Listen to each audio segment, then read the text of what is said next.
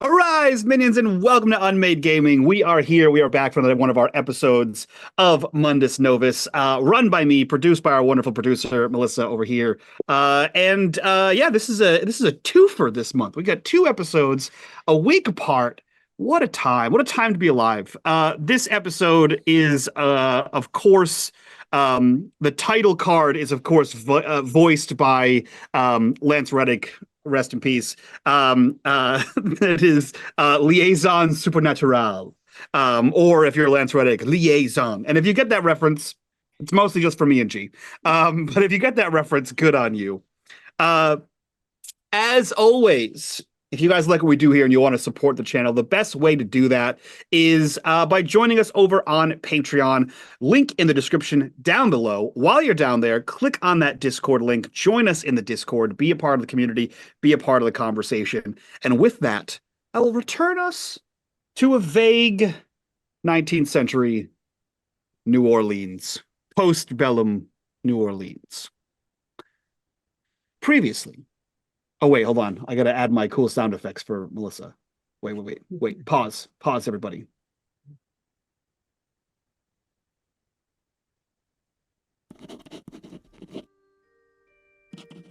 Previously on Mundus Novus. Returning to their temporary headquarters in the abandoned church, our investigators each told their side of the investigation, attempting to sort their pieces of the puzzle. The murders, both savage and ritualist, combined with the artifact L'Arme de la Lune, led them to posit that it may be a single plot and not a supernatural war at all. As they discussed the potentials, the church became alive with supernatural activity, eventually leading the investigators to uncover documentation and another artifact called the Aether Scope.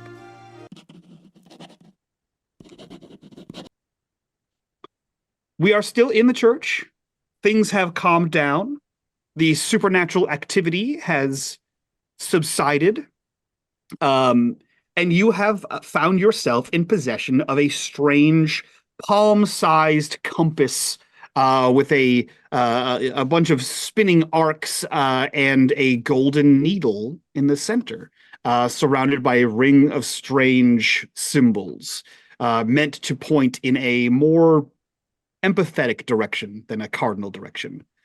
The six of you, including Wyla, are all gathered in the center of the church. Signy has pulled aside a table, cleared it of all its religious iconography, and has begun setting up what is essentially a clue board or a murder board here, with anything they could find. Symbols that Martha found in books, notes that they found in the church, any notes that Signy has taken herself, drawings of the symbols on corpses, and any newspaper articles or newspaper clippings that Alec was able to procure. So you are all sat here, or all stood here, rather, with this compass in hand, this aetherscope in hand. What are you all doing in the early afternoon of the New Orleans winter? Hmm. Well, I guess it's fall, but Yes, I think Signy is she was a little shaken at the end of our last session, so she has gone to her usual stance that she's been taking since they've been in this church. She's standing with her palms on the table, and she's just looking down, and she's just staring at the pages, looking deep in thought. okay. Yeah, the last thing we saw was you looking deep in thought and then looking up at Cyrus and seeing a dark cloud like mayflies around his head. Mm-hmm. Yeah. And so after that, she's dropped her gaze from Cyrus and she's gone to staring back at the pages. Okay. And William's going to be poking around at this aether scope. It's like, ooh, mechanical, interesting device. Yeah. So as you look at this device, it seems to have like three concentric circles, each one of them having small, like not quadrilateral, trapezoid like tiles on them that are probably the size of like your pinky nail, each one having a symbol. And each of the concentric rings, obviously, the largest one has the largest symbols, and then slightly smaller as these concentric rings sort of go in. In the dead center, there is a needle, a golden needle. It looks almost like a sewing needle, minus the thread hole at the bottom, which I'm sure has a proper name. And as you look around, there doesn't seem to be anything like a compass has something that holds the needle up. There doesn't. It just seems to be free floating there. It doesn't seem to be liquid in this glass centerpiece. It just seems to be hovering there. And it moves as a compass would. Like if you're jiggling it around, it does move with the sensitivity of your movement. And the three concentric rings, you can rotate them independent of each other. But it just seems no matter what direction you point, it just seems to point forward. So if you're moving your body to like align with like a cardinal direction, the needle is always pointing away from you no matter what direction you're turning. So it's not adjusting to any sort of cardinal magnetism or planetary magnetism. And the rings turn, right? They do. Yep, they rotate. Well, not Almost knowing like what any of the symbols are, we'll probably just start spinning it around and seeing how it works, and almost like a newer age watch face. Like you can click the face of a watch kind of thing. Like three of those. So Signy is studying her clues.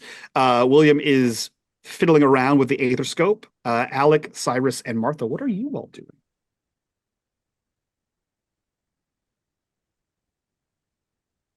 Well, is the church is it tidied up enough, or are there still cobwebs? I believe you tidied it up the day before, or sorry, earlier that morning. And in searching for clues, anyone who was knocking on the floor, which I believe was just Martha. You do notice that there is a dust trail or a lack of a clean trail of where your dress was acting as a broom and sort of sweeping up as you were knocking on the floor trying to find this hollow spot. So if you were to obtain a broom of some kind, you're sure you could always get it cleaner than it was. Okay. Well, let's see. Martha will spend a little bit more time tidying up. And then after that, she'll spend a little time praying. She is in a church, and she would like to get her afternoon prayer in. She says a little prayer for everybody. She says, let's see. Thank you, Lord, for giving us this very nice church to hang out in. It's very kind of you. And for this very nice disguise, and for helping me to sneak around, and for my parents not to find me. Help Signy with the board over there. And sometimes, she gets a little skittish, around people. So, you might want to help her with that. And let's see, you can help William to find whatever he's looking for in that bottle. And Cyrus, he needs to find some nice spirits to talk to. He seems like the last few kind of spooked him a little bit, so you can help him with that. Let's see, Wyla, help her to be to grow up to be a good young lady. And Alec, yeah, you need to help her with that part too. And then as far as me, thank you for understanding that I only borrowed the nun's habit. I am going to give it back. Bless their heart. Bless their heart. The meanest thing you can say in Southern Belle is bless her heart. Yeah, your prayer goes off in the same manner as all prayers do. With whatever you need coming out of it. So that is what Martha has taken this time to do. Cyrus and Alec, what are you doing?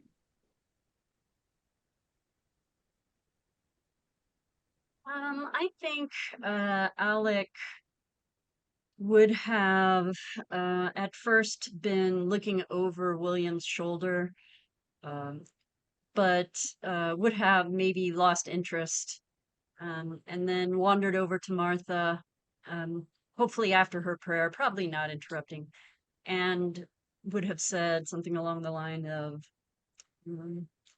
I was really impressed with you and everything you contributed on our jaunt earlier today, Martha. I dare say it wouldn't have gone so well if you had not been there. Martha stands up and kind of dusts herself off. Her immediate thought is that she could be snarky because that sounds awfully condescending, but that she remembers that she did promise to be nicer to Alec, and so she says, "Why, thank you. That is very kind of you to say."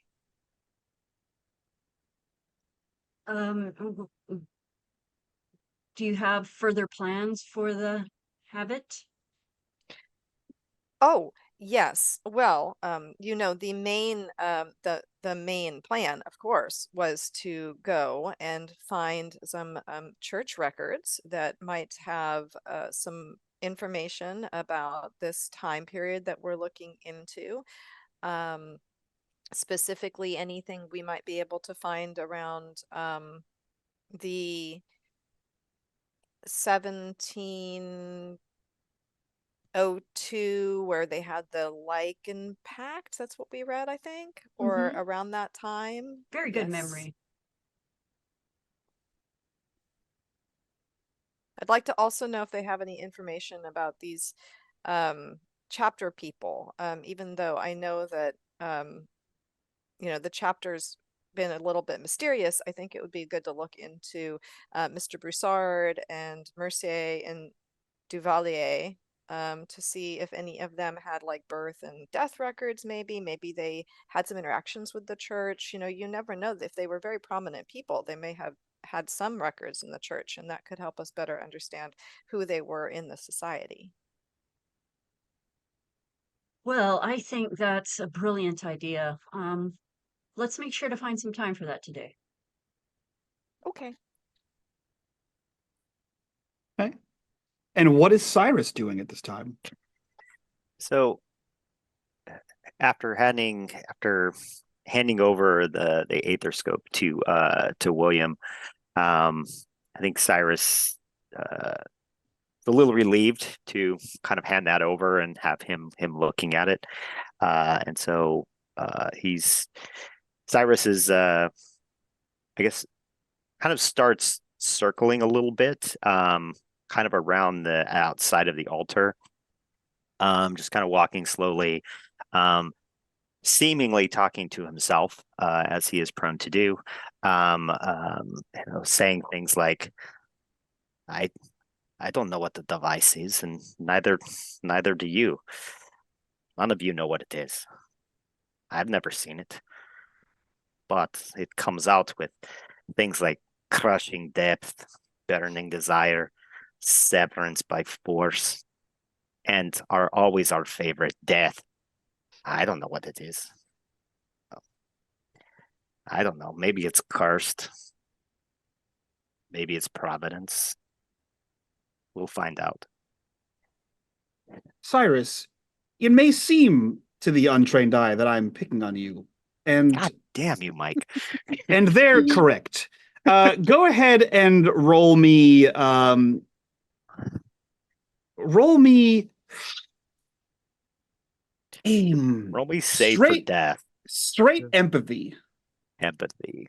Yeah. Up. Straight up All empathy. right. And conditions apply, yes. Conditions absolutely apply. Absolutely. That's not going to go well. That would be a big goose egg of 0. Now, Cyrus, we've seen you speak to the unseen, right? Oh, surprisingly, I'm not going to push this roll. With your 2 conditions, I didn't think you were going to.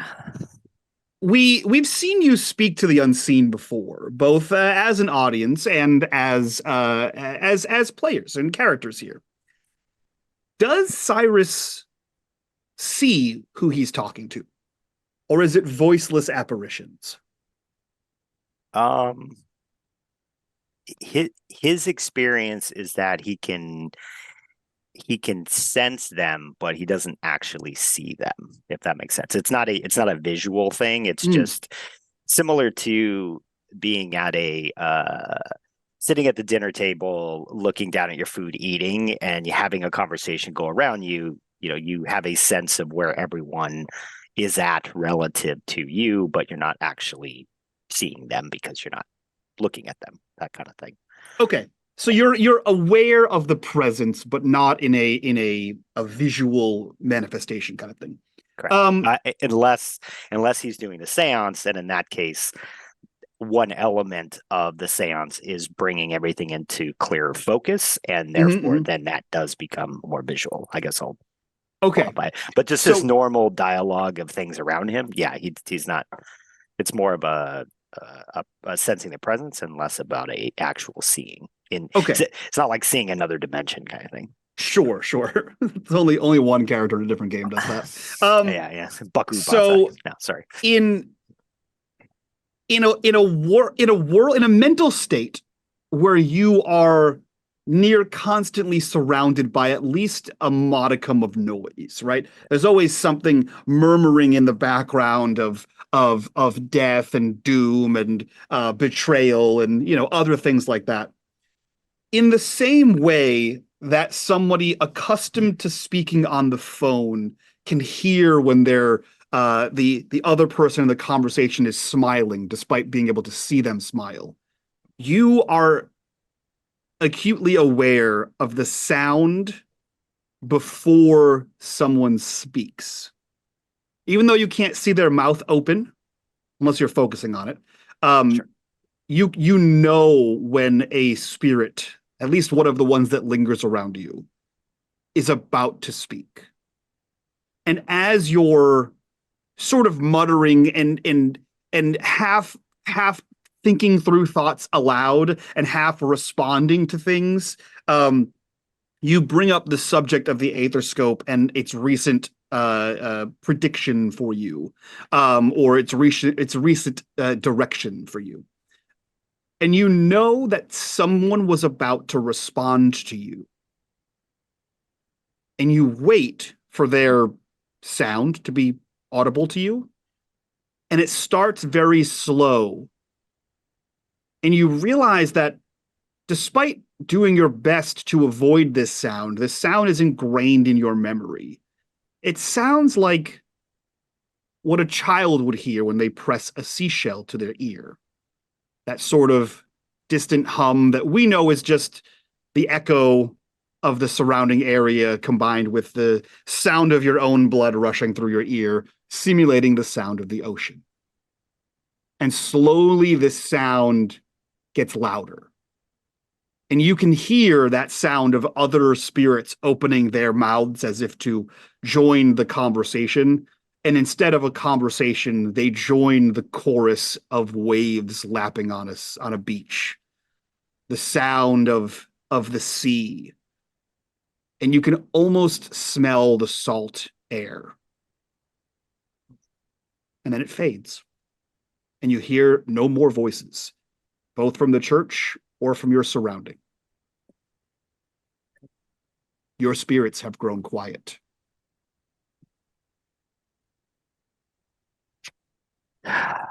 Damn ley lines, wreaking havoc with the madness that's already around me. Oh, fine. All right, let's focus and do something useful. The Aetherscope was hidden in the altar. The pastor was directing us to the altar. Maybe there's more there. So Cyrus is going to walk up to the altar and start just poking around in the other compartment. He's looking for anything that might be an opening to a sub-basement or subfloor or something beyond just the I guess the area, the hidden compartment. That's what I'm going for. That we found the Aetherscope in. Partially because could be a thing, and mostly just to keep himself busy doing something else. So, okay, go ahead and roll me an investigation. Investigation. All right, so let's quickly fail this one. Let me see. What are your What are your tragic Confidence. mental wounds? Holy shit. Frightened and hopeless. Oh, okay. Wow. Holy shit is correct. Holy shit.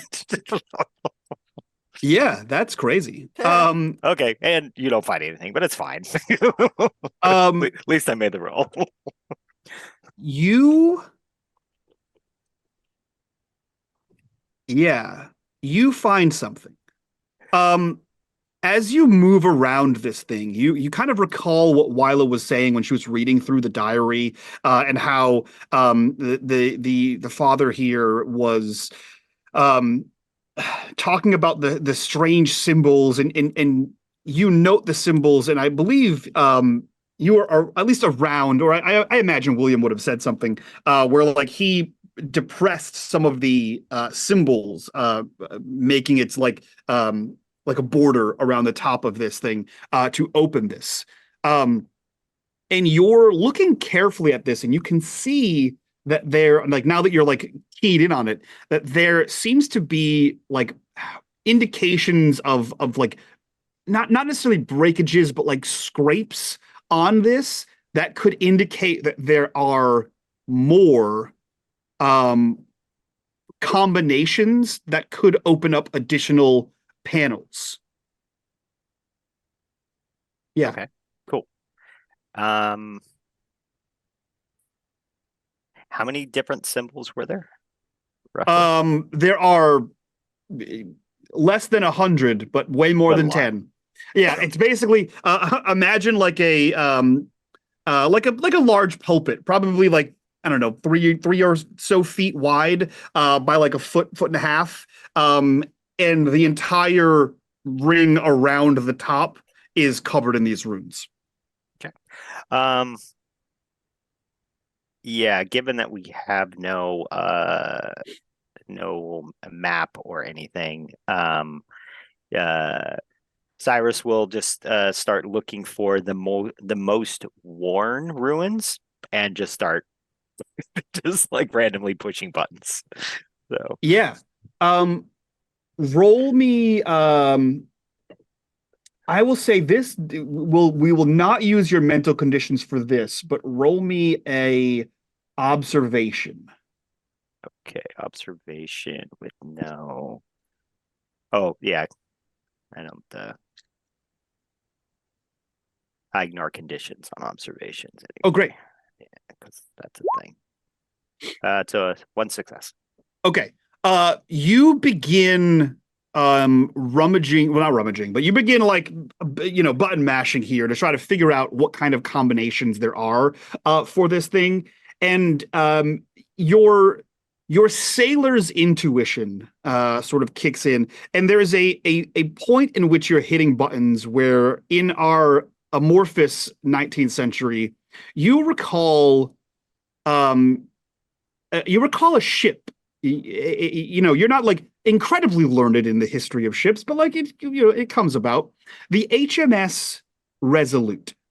This is a British ship, and you recall that the Queen converted a portion of the ship's hull into a desk that has dozens of combinations to open even more drawers, compartments, etc. And that if you don't know what you're doing, one, you can lock yourself out, and two, you can just be hitting switches and turning knobs for days without the right combination and never open a single door.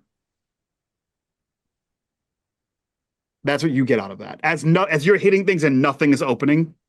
And Matt asked, "Is the Resolute desk in the White House?" It is. That's the Resolute desk, commissioned by the Queen. All right. So as Cyrus realizes this, he'll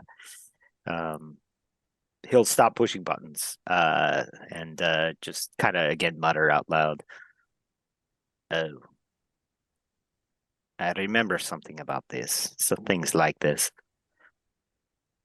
I could make this worse. So we best stop pushing buttons. My intuition is quite for shit today. So let's just hold off."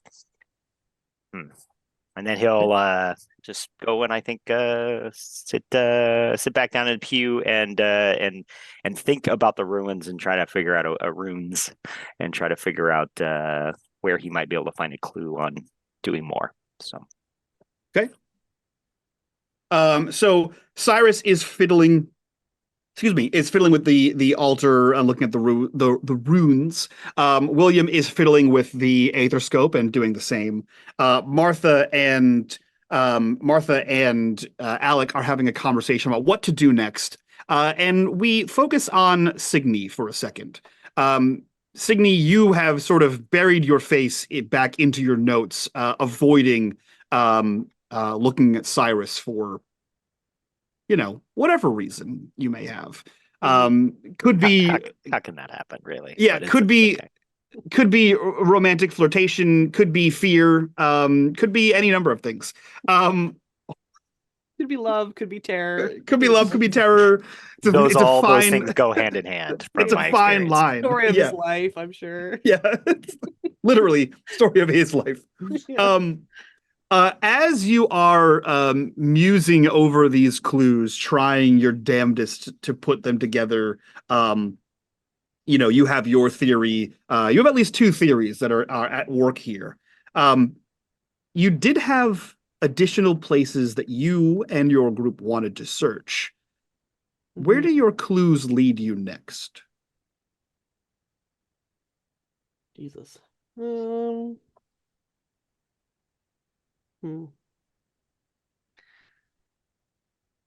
Well, I think she's kind of probably like several minutes she's been staring off, like not looking at anything, just zoned out. And after a while, probably once Cyrus moves away from the altar and goes to sit down, she kind of looks down at the pages and she starts like separating some of the clues a little bit.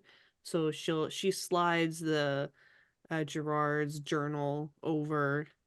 Same with like the information about the aetherscope, and same with the symbols that Martha drew. She also slides those over. And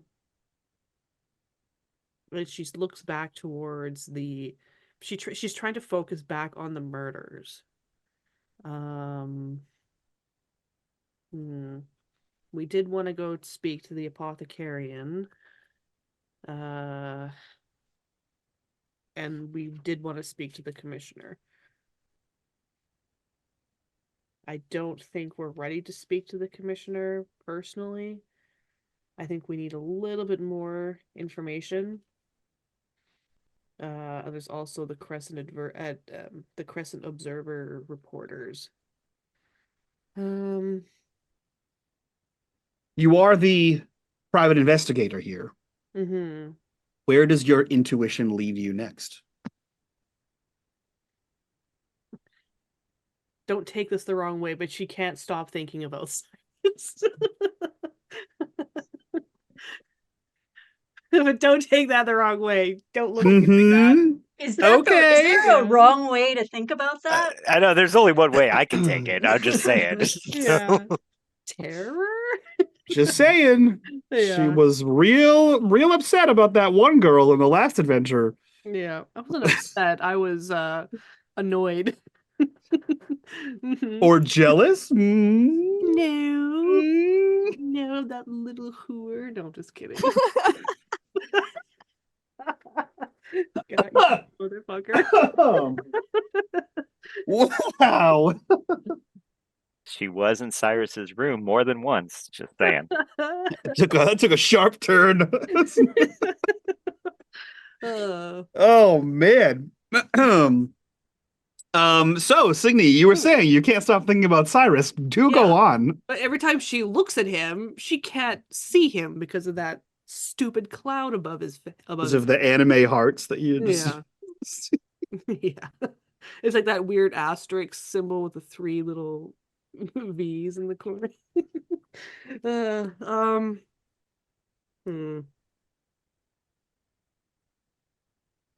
Yeah. Where all the clues lead her, she keeps going back to Cyrus. So I think after a moment, everyone's like quiet doing their own thing. The conversation has dropped off. She lets out a big sigh and she will turn to the others, not to Cyrus, and she goes, "So what's our next move? Who should we talk to next? The apothecarian, Lily, Ms. Gautier? Should we go talk to someone at the Observer?" Signy, I think it would be a good idea to go to the Observer. We could speak to some of the reporters that were there on the scene shortly after the events. They may have spotted more than they had communicated in the papers. Yes, you did mention that, didn't you, Alec? And I kind of feel like she's talking with a little bit more like force, I guess would be the best way to describe it. You did mention that, didn't you? And she will, Mr. Fontaine, was it? That sounds correct. Yes, perhaps we should go talk to Mr. Fontaine.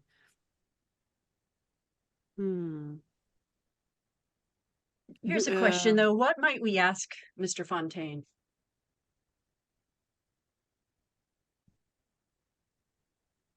Well, clearly he knows more than what he's writing. We could try and figure out what he knows. Is there anything that we want to know about these scenes?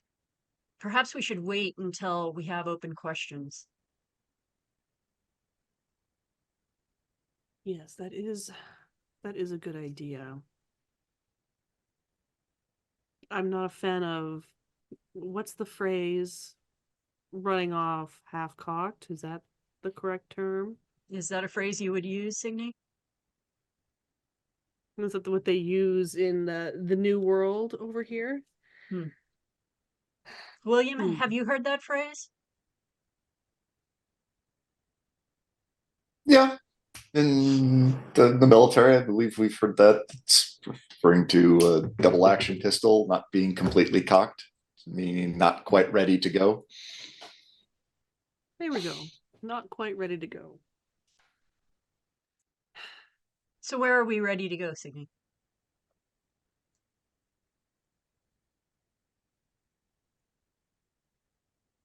Can I roll something to try and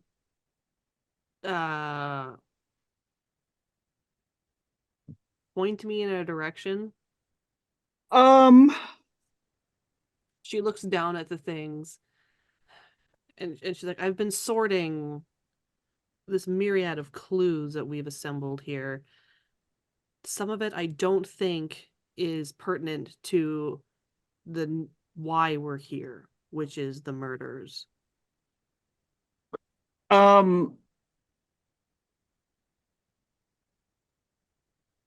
Yeah, roll me a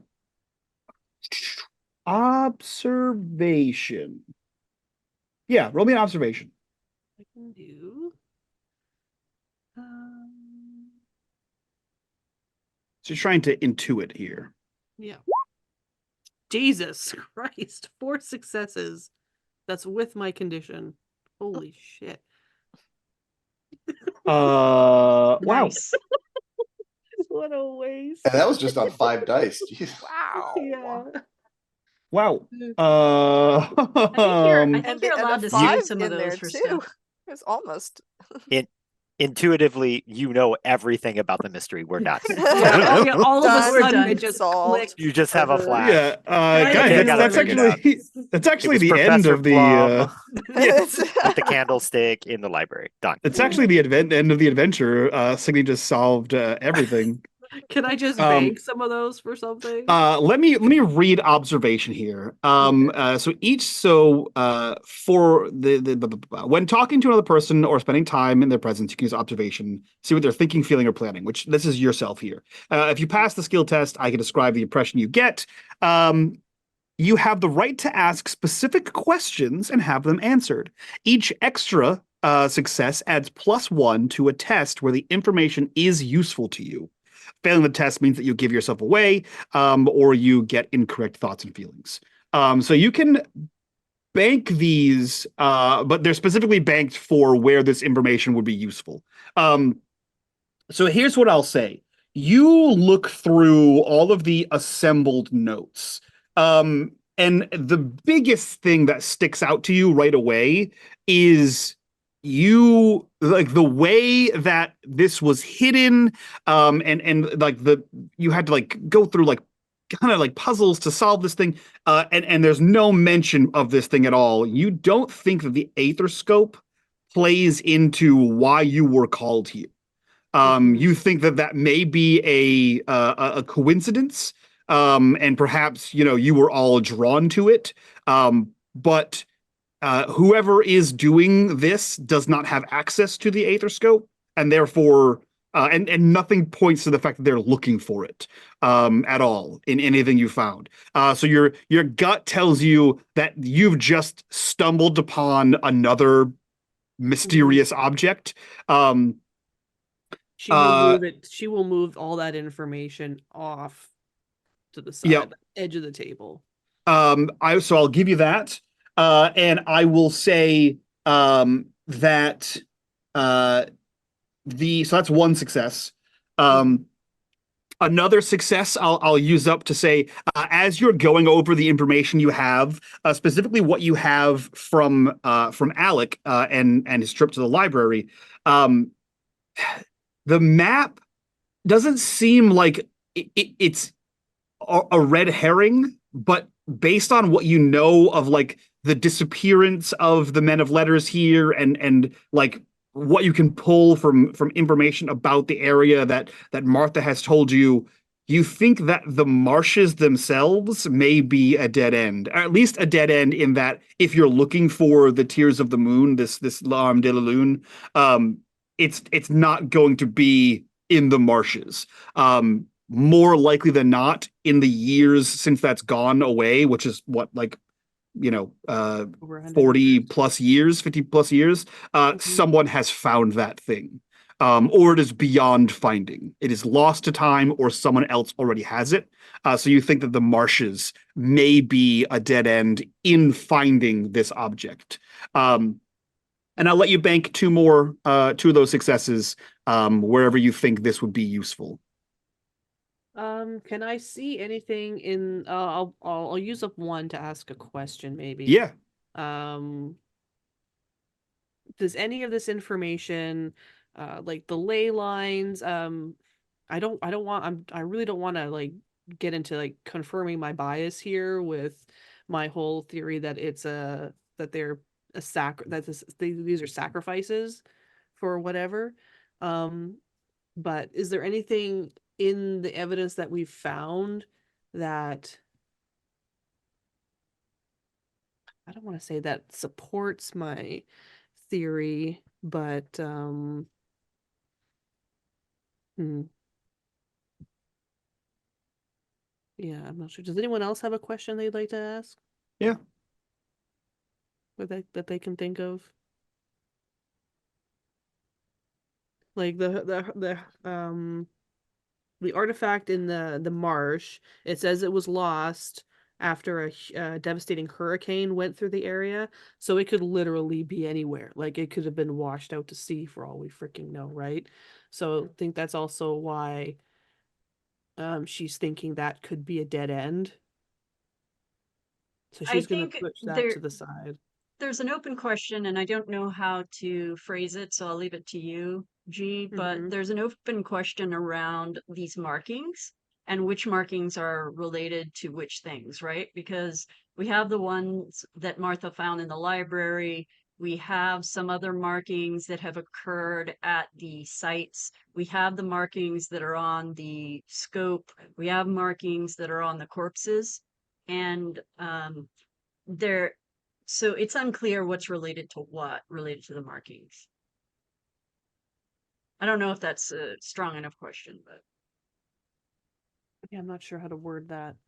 That's okay. I can take Yeah. your interpretation of these things. So you're trying to like apply your red strings, right? Yeah.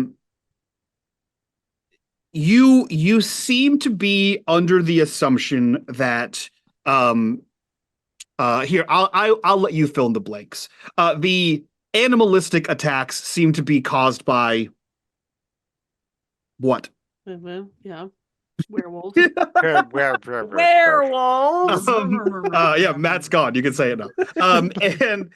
And the ritualistic attacks seem to be caused by, in your theory, Witches. The other W, great. which is You note that the animalistic attacks have their hearts removed, and there is support for that in Alex's research about werewolves. There is also, we'll say, with Alex's portable library, there is support in various cultures that the consumption of parts of things, whether human or otherwise, or animal or otherwise, can give you the power of those things or the knowledge therein. And you can tell that the based on Martha's research, the symbol carved on the ritual murders is the symbol for silver, as if perhaps marking a slain were person, with the symbol of the alchemical symbol of their weakness. Based on what what your patron has told you, Madame Boudreau, a lot of the symbols across the city that you've seen here and there, and perhaps Cyrus can confirm if he were able to find some, sound like they are protective symbols, as if this is perhaps not, if this were to be witches, it's not all witches. It seems to be a small faction, and others want this to stop and are therefore trying to protect people within their space. Just to clarify what you said, the symbol for silver was on the stabbing victim, not on the heart victim. Correct. Yes. Okay. Yes. You said the other way, I thought. Okay. Nope. The ritual murders have the symbol for silver on them.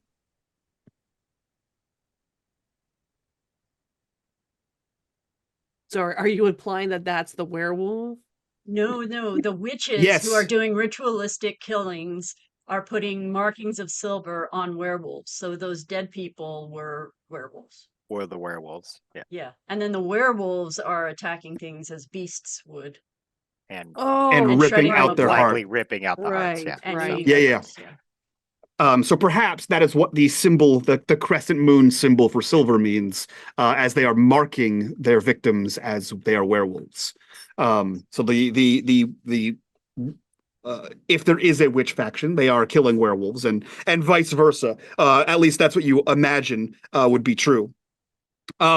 Now, as I said, it does seem to be a not all witches situation, as there are symbols of protection that have been appearing around the city, perhaps in an attempt to stop this.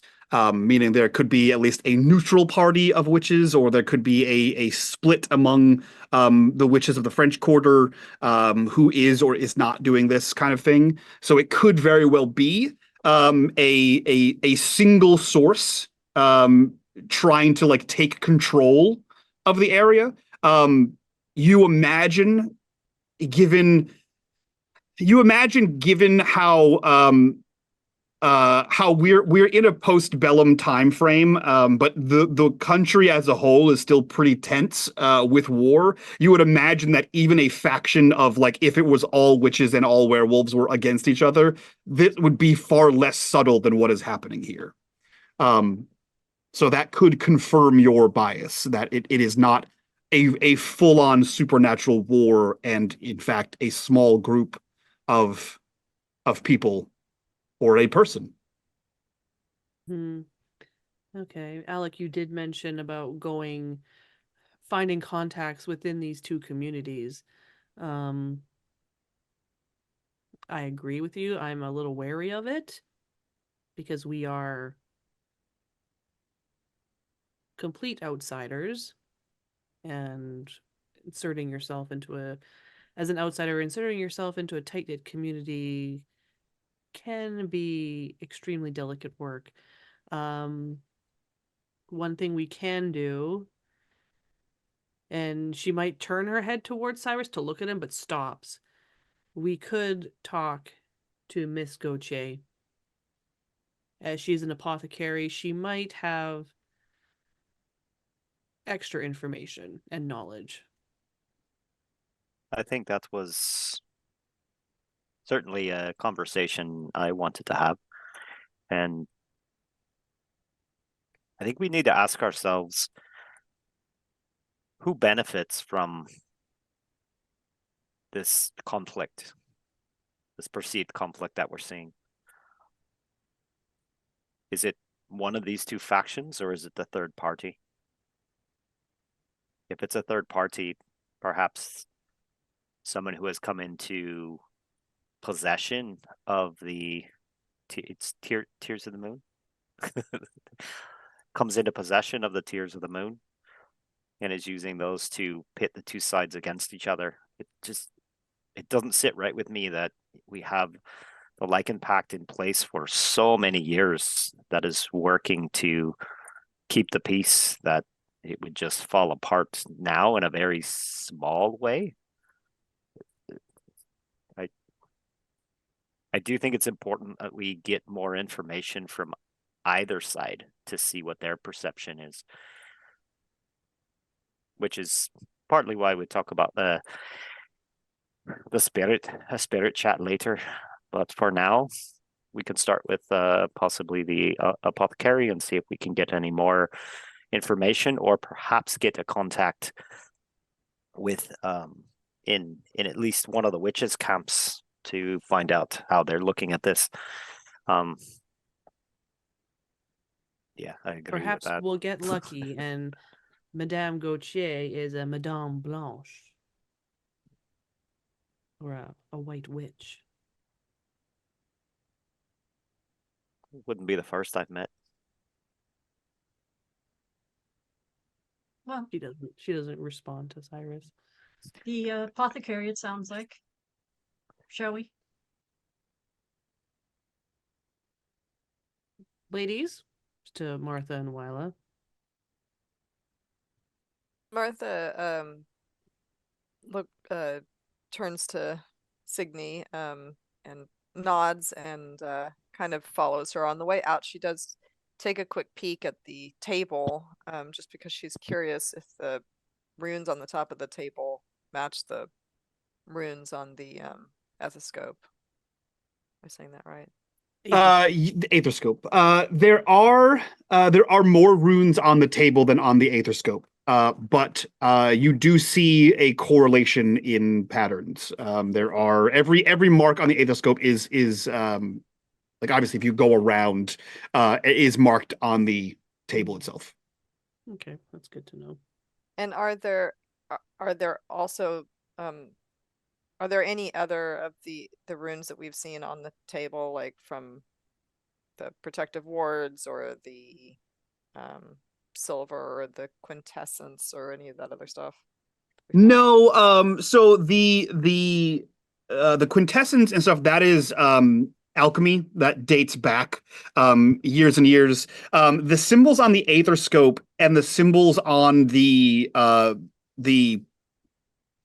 altar here, they don't seem to be like directly related to anything. Like, one's the symbol of an owl, one's the symbol of a bull, a snake, and an hourglass, a lyre, like the harp, the moon, the sun. So like they seem to be like arbitrary symbols used throughout many cultures to symbolize a number of things. Nothing specific or pseudo-scientific here. And any of the ritualistic markings seem to be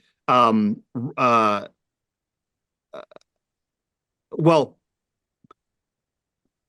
yeah, I would say Martha wouldn't really know what the symbols are in the protective wards the same way she didn't know what they were inside Madame Boudreaux's house. But if you were to bring your concern to Alec, perhaps Alec could research that. It would require reading. So sort of kind of on the way to get to Signy, she kind of stops at the table and she's looking at it for a second. You know how the way that teenagers often start to do what they are told and then drift off to go do something else. Mm-hmm.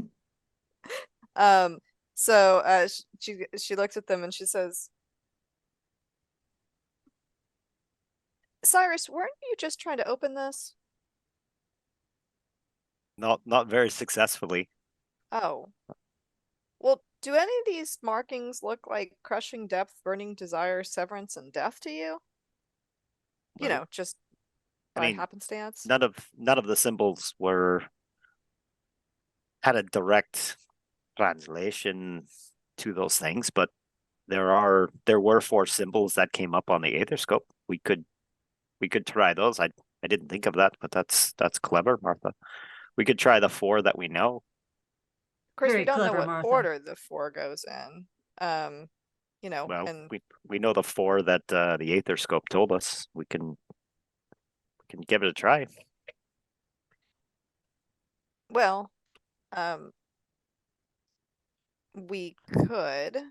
But if we put them in the wrong order, did you say we were going to lock ourselves out? It's a possibility. I already mashed a bunch of buttons, so we may be locked out already. So I don't think pushing 4 more will make that much of a difference. Alec, well, maybe we could do them in the same order as they showed up. You know, that might make sense. I think we should try. That's assuming I remember what the symbols look like. You know, I like your line of thought here. It's like sometimes the players GM for me. Cyrus, go ahead. I will allow you to make an observation here to see if you can intuit into your own mind to recall this traumatic sequence of events. At least I have a chance at this one. Yep. I thought you were going to say logic, and I'm like, oh, I'm so screwed. Well, I was praying for Cyrus, you know, earlier in case that would help. It's got to be the prayer. Oh, that's 3 successes. That is Frickin' 3 successes. See, when he freaks out, today? it burned those symbols into his brain. He's like, oh yeah, it's this one, this one, this one, and that one. Okay, cool. I'm gonna allow you to bank 2 of those successes, and you're gonna want to write that down because it could be important for you. You have 2 successes. How do I want to word this to you? You have 2 successes to apply versus your own demise. Is how I'll word that to you. You go ahead and press these symbols here. Martha, you watch, and unfortunately, nothing happens. He presses his finger into these symbols in the correct order, and nothing happens. At least as far as you can see. However, you do see Cyrus react, and I will let you determine how that reaction is. Cyrus, you press these with whatever level of trepidation you're feeling in the moment. And when you press the 3rd one, water begins pouring from the depressions you just made.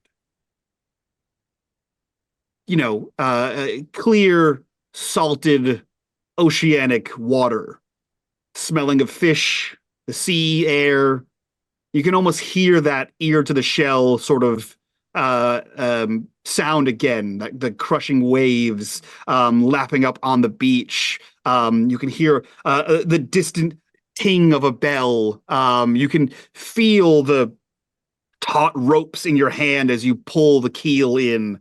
And you feel like you're at sea. You have that uneasy, I've lost my sea legs sort of flip-flop in your stomach. And for a second, more than you'd like, it seems as though the entire church could fill with this water. You feel it pooling around your ankle in a matter of seconds. You feel the cold pressure as it suctions whatever pants you're wearing to your leg as the pressure sort of comes from all angles as this cold water is creeping up your legs. But no one else seems to react to this. And that is the only saving grace you have that pulls you back to reality. And you blink away, and there is no water, though the smell of salt still lingers and the sound of the lapping sand still fades from your ears. There is no water. Everything is dry. There are no water marks. There was never any water here. Okay, I think in the midst of that, in those brief moments in between after he pushes the third, he feels the water. The only I think he turns very pale, and the only thing he says audibly out loud is, "My God, this can't be happening again." And then he shakes it off. He says that out loud. He says that out loud. I think that makes Signy look at him. You see a cloud of black flies. What And can't she be looked happening away. again, Cyrus? Sorry. Nothing. It's fine. We have one more button to push. Apologies. It was nothing. Perhaps I need to spend a little time with William. So then he tries to find the fourth button and push it. So I think the fourth rune. before he pushes it, when he's searching around, Signy she turns around to like fully to face them. It's like, perhaps you should stop, Cyrus. Something is clearly wrong. I can't be the only one who sees it. Sees what? Sense danger. You are clearly stressed. This, as I've said, this church, these ley lines, it's this city, all those things together, it's more than I'm used to dealing with. You touched the aether scope and your mood changed. And now you're trying to find the same symbols on the thing there. And you're being affected even worse. She looks to like Alec and William like, I can't, and she with the expression of, I can't be the only one who sees this. Well, I think perhaps you should take a step away from delving deeper for the time being. All right. And she looks pretty serious. Like this might be the most serious that you've seen her, other than like like that. But that was more anger. This is more serious. Okay. I mean, Cyrus seeing that, he'll just, all right, Signy, if you think it's for the best.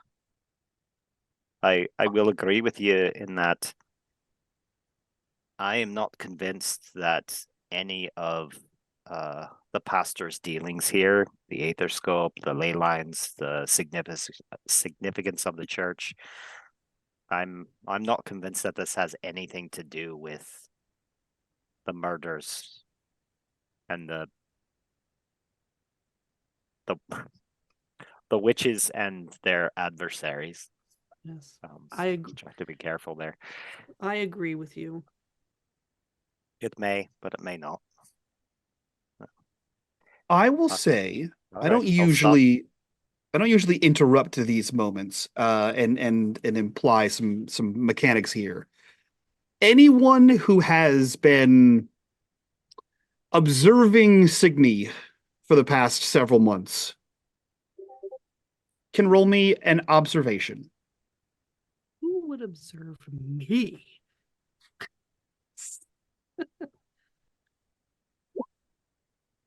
How dare you? Okay. No successes there. Oh, okay. Jesus. Wow. Who's observing who now? I don't William- miss much. William had one success too, so That's true. Yes, he did. Okay. So before I let you continue with this perfect role play, G, I would like you to take the reins here with a one success from William, coming from a background of recently studying or getting involved in psychiatry, and with a three success in Cyrus, coming from a more just pure empathetic and the natural ways of the world. And feel free to give him any number of carry on successes for that. He can carry those forward. How this stern, serious countenance that we see Signy in belies more than she is putting on. William and Cyrus see past this facade. What do they see?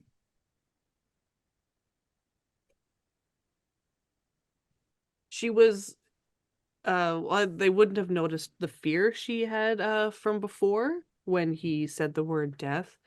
But they have noticed that she's been a lot more closed off lately, since arriving in New Orleans. And probably for the last 30 minutes that they've been just existing here and then just chatting, she seemed very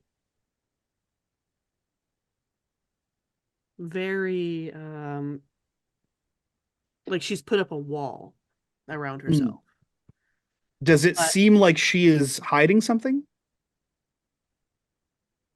Or not giving or not saying not speaking the whole truth? I would say so. Okay. But I will say that she had put up a wall around her, and so she can look through this wall as like a filter, like an analytical filter for everything around her.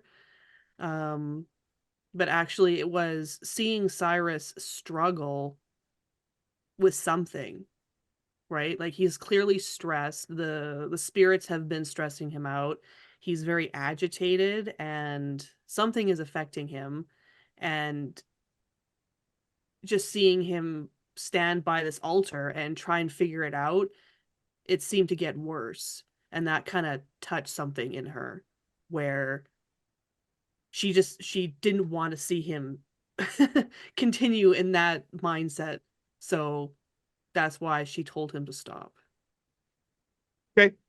So essentially Signy is hiding some subset of emotions. There is a not a lie, but an omission of thoughts, feelings, etc. And despite the stern like consternation of like, hey, maybe don't do that. There is some sort of like emotion-based concern, like a genuine concern, perhaps bordering fear, for Cyrus. So William and Cyrus, you both pick that up.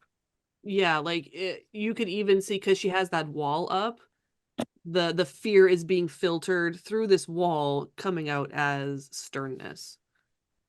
where Cyrus is pressing, pun intended, he's pressing the buttons with himself, right? And knowing what she thinks she knows, that he could be sending himself like to the edge, essentially. A self-fulfilling prophecy in her mind. Okay.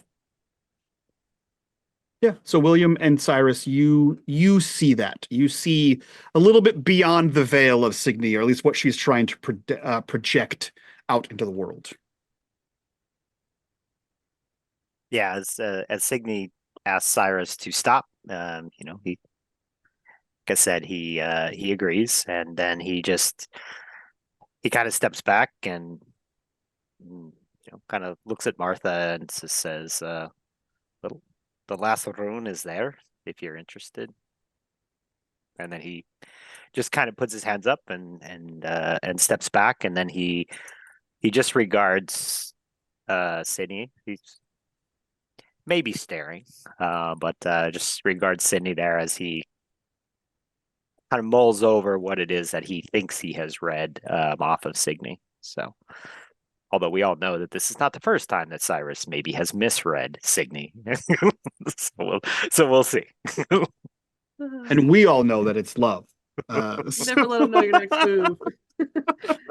Yeah, so and then when he moves away and he's regarding her, and like they hold gaze for maybe like 10 seconds, and then she drops her gaze and turns and starts making her way to the door.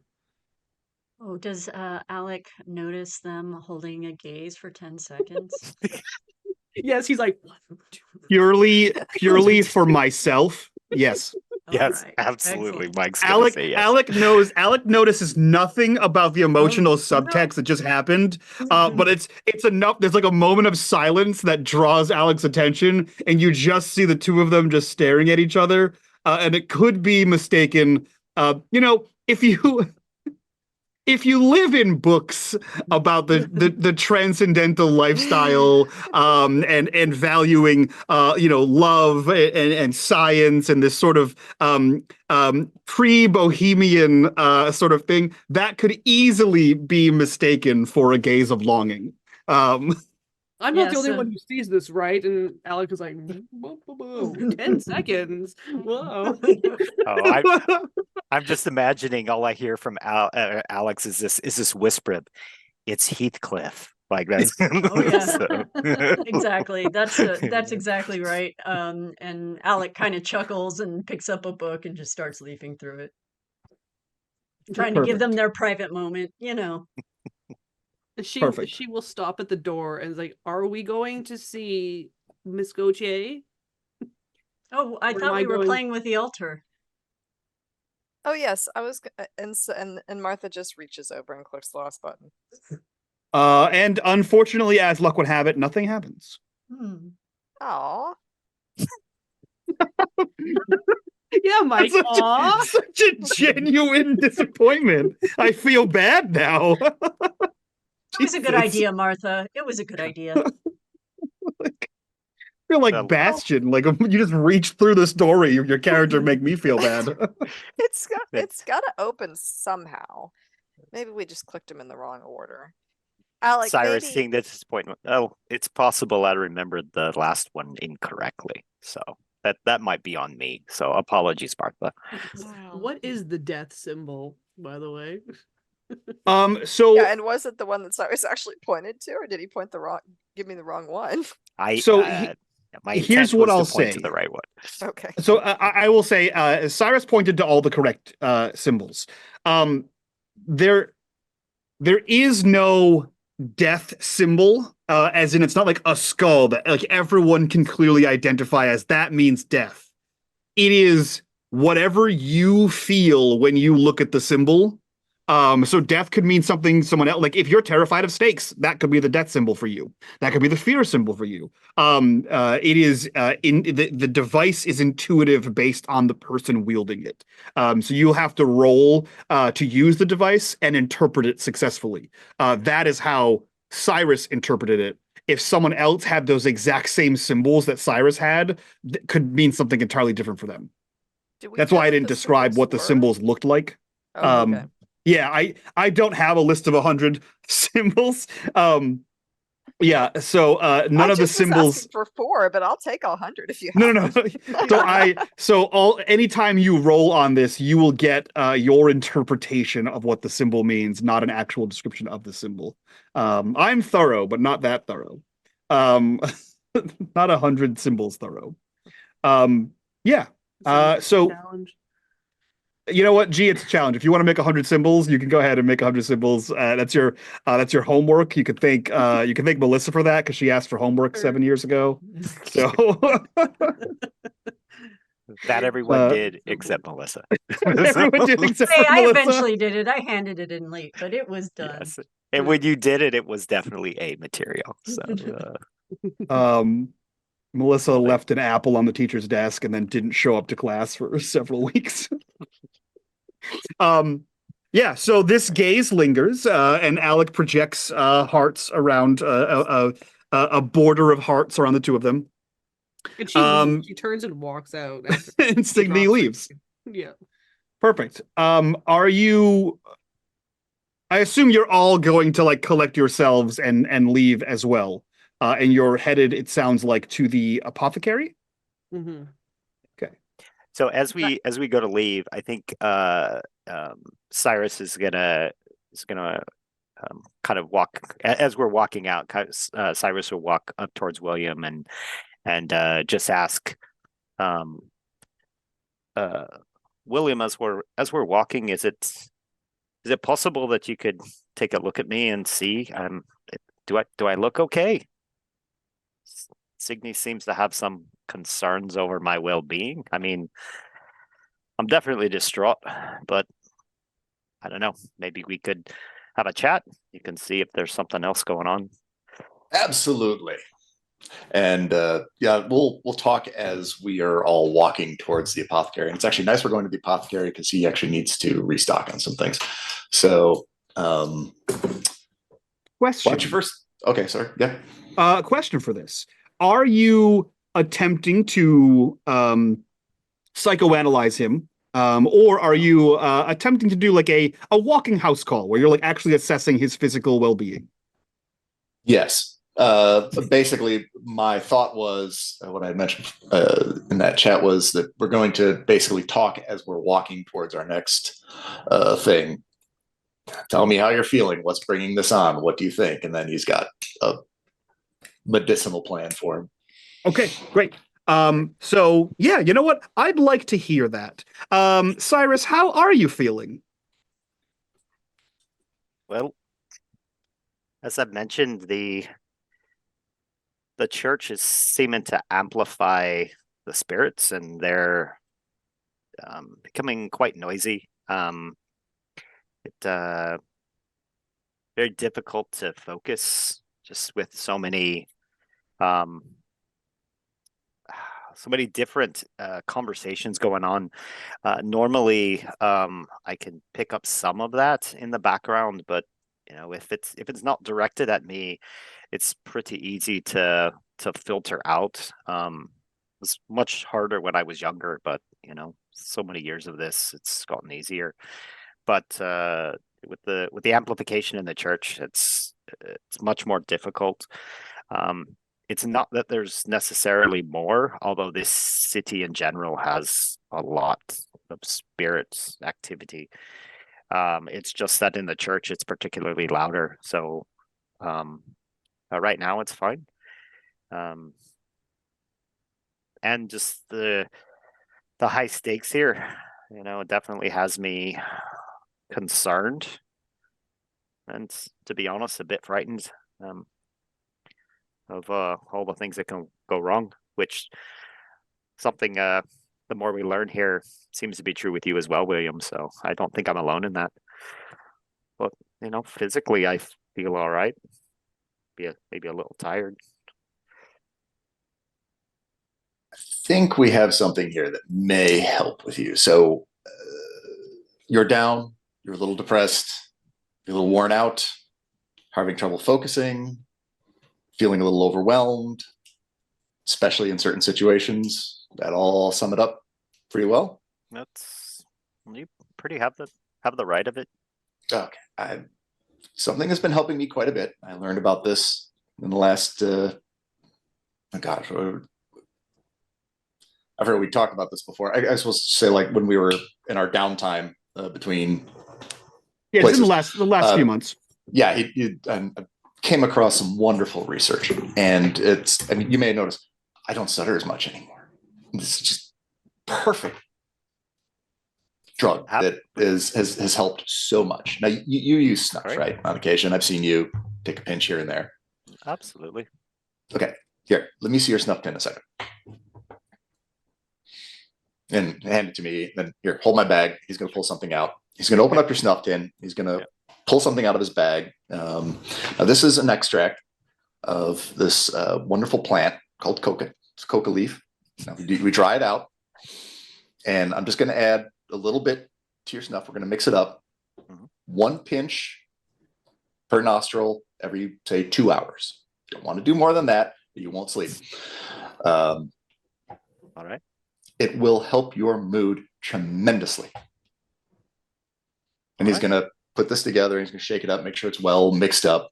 And then he's going to hand it back to you. And give it a try, and then you let me know how you feel. All right. I will give it a try. I'm sure it's more effective than, it's often in the occult. They have hold this crystal and it will make you feel better. That's all. There's a lot of things that work, but the crystal therapy is just bullshit. That's never a thing. So we'll give this a try. So he'll take it and he'll 1 in each nostril. He's going to follow the doctor's orders. Go ahead and roll me a medicine. Does William giggle like that Matt just did? I'm assuming you're asking William to roll the medicine. Yes, yeah, for prescribing it, not Cyrus for self-medicating at this point. No. Okay, cool. So I will Cyrus say you can high. Yeah. Oh, no. I made it. Okay. Cyrus, very mild dose. Very mild. You can heal one mental condition. Turns out that dried coca leaf really clears up your mental conditions for a few hours. Feel less hopeless. Yeah, you feel yeah. No, that's literally I was gonna take off the hopeless. So he's like, whoa. Like you feel younger, you feel rejuvenated, you feel faster. Focused. It's basically an ADD drug at this point. The tobacco and the cocaine really, it's primitive method. Really counterbalance each other with the depressant and the stimulant there. Oh, Christ. Cyrus just looks at William and says, so how often are you taking this yourself? Wow. And the effects are fast. Well, that's not all right. We don't need to know about me, but well, thank you. Thank you, Doctor.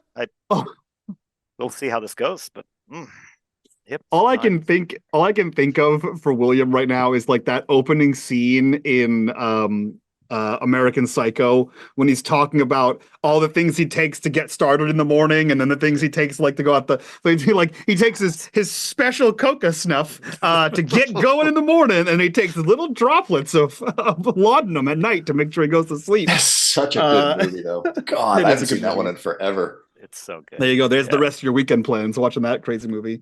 Christian Bale is awesome in that. So you that was just like one of his first movies.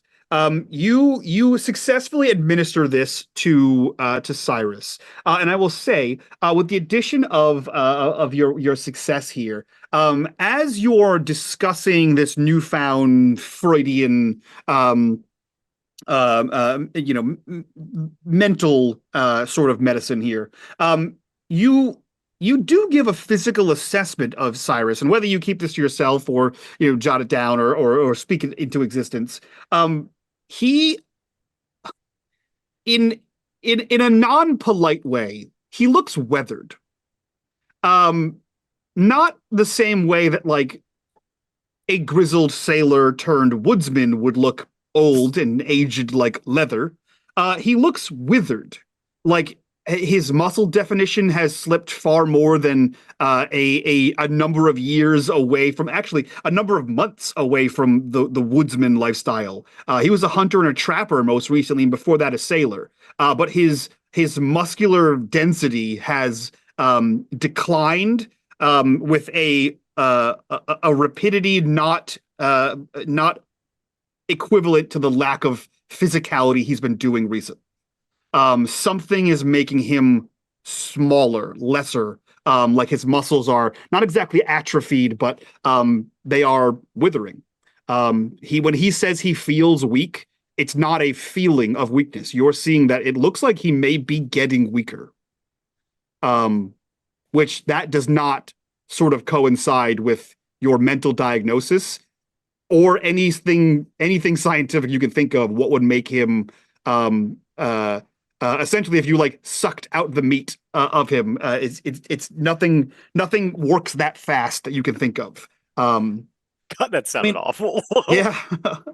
He also talks to ghosts, so not all of this is relative to science, but yeah, he does seem withered. Like there is less of Cyrus than when you met him. So yeah, you do with that knowledge whatever you'd like to, William. Are you saying he's noticing this now while he's talking to him, or as you're assessing this, Tim, and perhaps you have noticed it over time, but like you haven't thought about it, right? Mm-hmm. But now that he's saying I'm dealing with some shit, and you're like actually taking the time to like look him over as opposed to like a passing glance among friends, and also like you're not in New England in November, you're in New Orleans in November, so I'm sure he's not wearing furs and leathers. It's probably a decent bit warm down here, so you're seeing him for more than what you have seen him for previously. And yeah, so you're actually putting this together for the first time. You may have noticed it over the course of the last few months, but it's all like, oh, maybe this is related kind of thing. And oh, that's happening a lot faster than science journals would have you believe as a person who's not like chopping down wood every day or like trudging through the forest every day or working on a boat every day. He is losing muscle volume faster than I would imagine for a man of his size and age.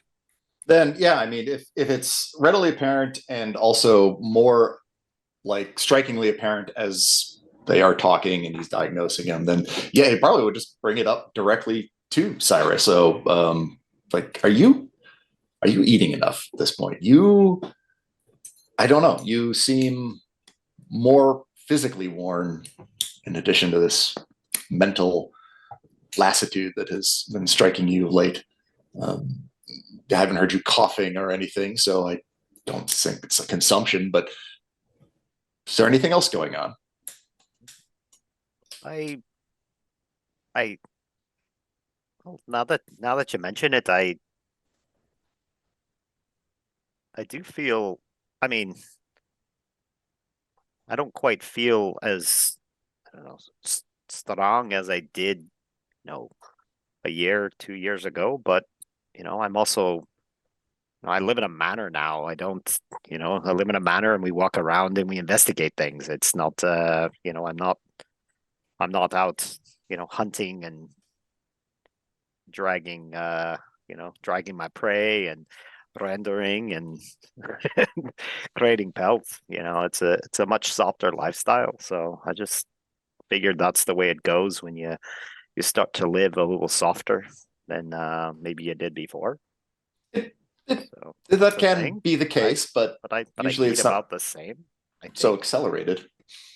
Well, I hadn't really noticed. So is that? I mean, I guess you're the doctor. You would know better whether this is unusual or concerning. If you feel like that's what it is, then we can go with that. Everybody reacts differently to changes in lifestyle. I would suggest possibly trying to a little bit more physical activity that you're used to. I know you're not going to go chop down trees here in the middle of New Orleans, but taking a longer constitutional in the morning, some sort of calisthenics can't hurt, just to get yourself moving and see if that works. If it doesn't, then let's talk. All right, we'll give that a try. We'll see, and I'll I'll keep a better close eye on it, I guess, and I'll give my diet a little more of a think and just see if I notice anything different. All right. Thank you, Dr. William. Hopefully Mike isn't screwing with us. And now Cyrus has cancer, so Um, God, you're screwed. All right, you're dead. Anyway, Anyway, moving on. Okay, so Mike, keep moving. while Yes. they're chatting, just one quick moment. I think Alec, as they're walking down the street, increases his pace and pulls up to Signy and walks silently there for a few moments. And I presume Signy is also silent, deep in thought. And then it turns. I will say Signy. Actually, you know what? You continue. I'll interrupt as needed. All right. Yeah, she's just walking with her. How is she walking? With her hands tucked like into her shawl, and she doesn't look at Alec when he walks up. She just keeps walking. At some point, Alec will say, in that kind of pedantic timbre of voice that he assumes when he is quoting something, he'll say, "All mankind love a lover," and then he'll wink at her. And then in that moment, we'll see, we'll glance over and see that his dog is getting into something and say, "Emerson, drop that bit," and increase rate of speed and walk away from Signy. This is that moment where Melissa reminds everyone that she has a dog because we all forgot simultaneously. Yeah. I forgot you took the talent. I have a dog now. I have a dog now. But Oh, also man. had to get in a little dig there on Signy, so there we go. Yeah, no, that was perfect. And I think as soon as Alec draws himself away, sort of like dropping this, and then like, oh, I have to go. My dog is eating trash. Signy, you whether out of like scorn or what have you, you sort of cast a glance back, and you see William and Cyrus behind you, and you hear after the after the medication, you hear William's assessment of Cyrus. That Cyrus is weakening faster than a man of his age, build, and work duty should be aging. Yeah, you hear all of that conversation, and you hear Cyrus sort of play it off as, well, I'm not an outdoorsman now, I'm an indoorsman. And you can let that inform whatever you'd like. Yeah. As soon as Alec, as soon as like she sees them talking, and like he sees Cyrus taking a freaking sniff up the nose there, and that's she may slow down slightly just so she can she's gonna eavesdrop on them, and she does have the eagle eye talent, which gives her +2 vigilance to a situation she's not involved in. So when she hears William say that you're withering, I think that kind of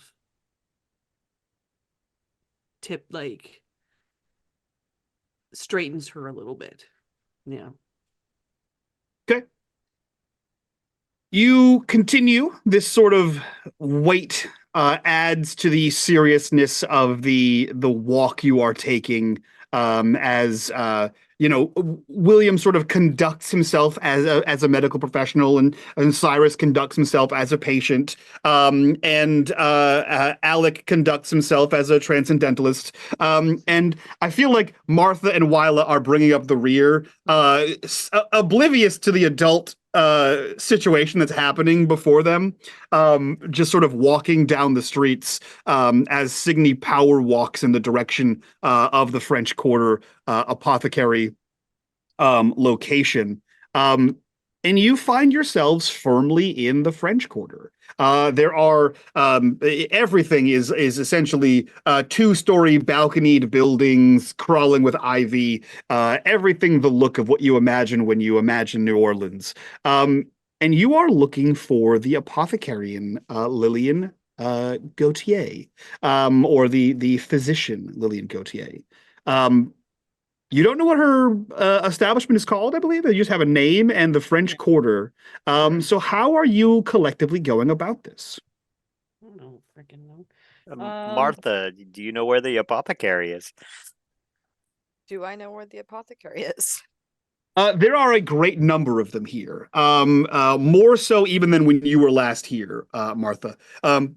This is sort of a I don't want to say new age, but essentially a new age. Like it's like head shops have been sort of cropping up, and people either for tourism or for authenticity have these apothecarians, and there's like weird like chicken feet and small like animal bones and skulls, and you see symbols of like the protection symbols you saw at Madame Boudreau's house. You see like palm tarot reading, like all these kinds of things that are not really kept in polite Christian society, but is a growing phenomena here. And you see people from not necessarily your neighbors, Martha, but you definitely see people that like you would place in and around where like your family estate is, out in their Sunday best, going into these places with a smile on their face, enjoying this new trend, as it were. But you can go ahead and roll me.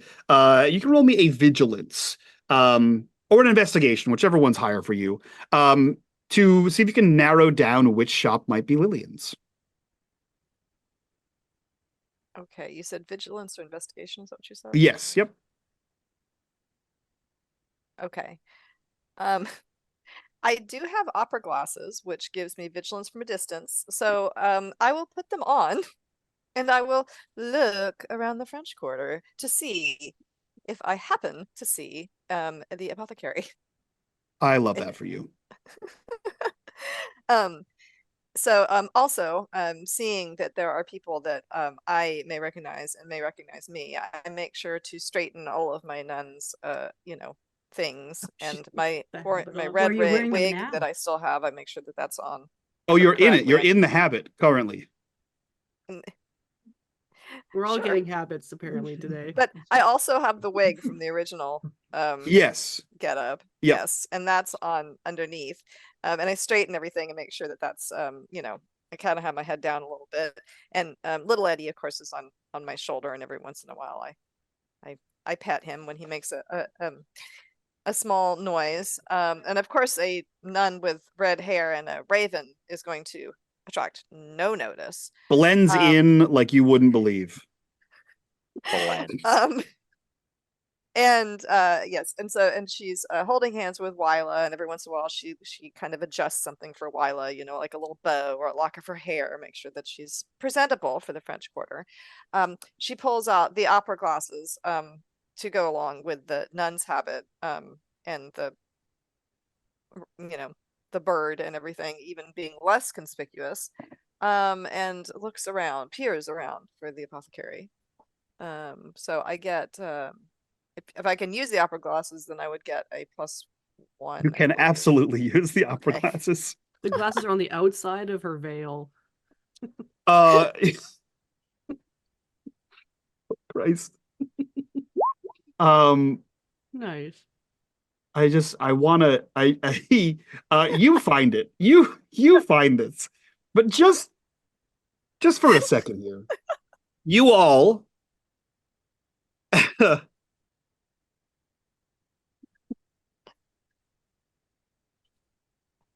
two women in pants in the 19th century, a dog, a high doctor, and a high woodsman.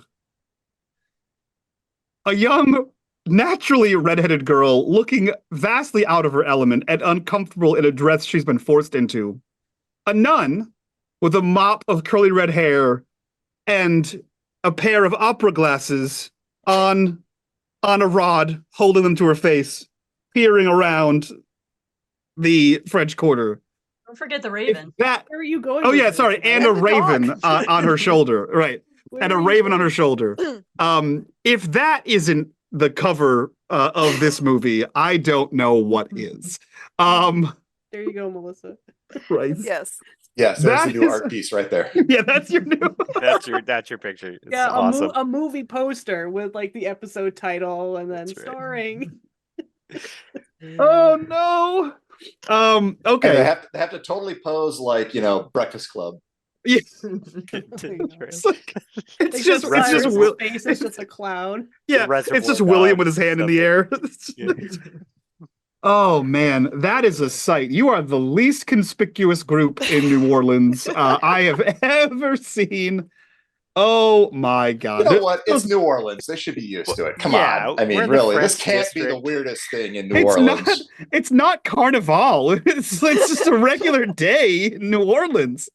There are just sometimes there are those scenes set that you just go, wait a minute, what? Who are you? Who's this carnival of characters here? Perfect. You Jesus Christ. How well does Emerson and Eddie get along? Out of curiosity. Oh, I imagine they get along the best out of anyone here. In my mind, they get along like a Disney cartoon. Oh, I agree. I think they get along like in opposition to Alec and Martha. Yes. Yeah, Eddie totally like just randomly rides around on Emerson when Yeah. he's not riding around on Martha. Yeah. Like if Love it. anyone in this group is in love, it's Eddie and Emerson. And the closer that Alec and Martha get in their bond, the closer do Eddie and Emerson as well. Despite they both started at the we're best friends. Jesus. Martha, you look around. You look around and you see a young woman in her late 20s. Who, speaking of Disney, she has all the markings of a Disney princess. She sort of is almost like floaty in the way that she moves around, and sort of ethereal in her movements. She has long wavy auburn hair and striking green eyes. And you see that her attire is a blend of really it's like a blend of Alec and Cyrus. So everything about her is practical, but also a little bit bohemian. So you see her like move, and her dress sort of like frills, but you see beneath her dress is pants for ease of movement. And there are like bits and bobs in her hair. You see that she's wearing crystals as earrings. She's like a large crystal like wrapped in copper around her neck. And she has like a 3 inches of bangles on each wrist and a number of strange rings as she sort of flits about with plants outside of her shop. The shop is called the Verdant Vale. And for whatever reason, you look around, something about her you are drawn to. And you believe this to be Lillian Gautier. I spot her, and I lean over to Cyrus. Yes, I believe it's, and I'm trying to like point without pointing, like it's her over there. She's actually quite beautiful, although her taste is a bit avant-garde for my taste. Well, an apothecary has to appeal to all types. So perhaps a mix of styles works well for her and her business. Well, it must. She seems to be quite busy. Well, let's go make her busier.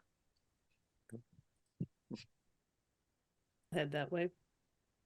You all head across the street to this triangular corner building, and you see her not like look over her shoulder at you, but just sort of like whether intuition or hearing your footfalls. But she's like reaching over her head and she's dealing with some sort of flowering hanging plant. And she says, "Oh, I'll be right with you. Just one moment, please." And her voice is just a warm cadence of sound. And she finishes dealing with this plant. You see her pouring a little bit of water into it, or at least something that looks like water. And she turns and she says, "Welcome to the Verdant Vale. How may I serve you today?" And she is beamish in her youth. She very much looks like she still hasn't lost that like baby fat in her face, and everything about her looks soft and kind. I'm sorry, how old is she? She looks like she's in her late 20s.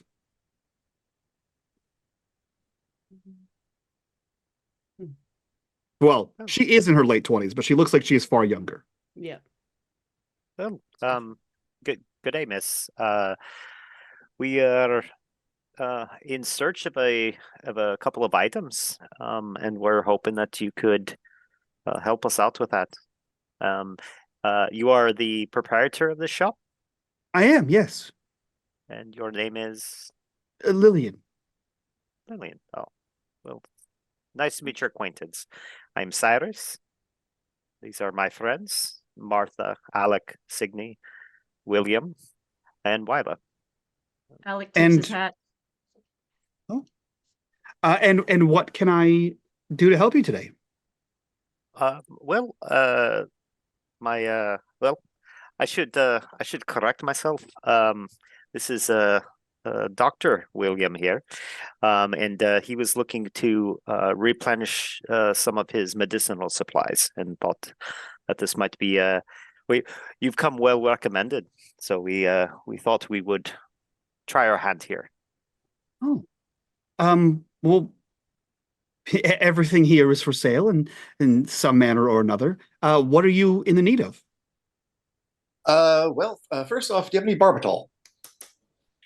I have run out.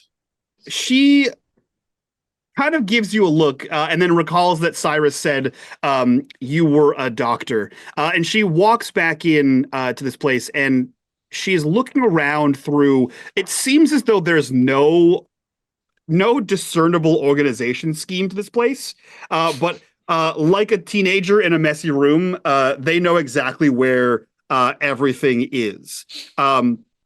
And she begins looking through cabinets of herbs and tinctures, and she pulls out she pulls out she pulls out something that is not in the typical like medicinal, that brown bottle with like the dropper, a sort of vial. And she says, I don't have what you're asking for, but I do have this, and this should work.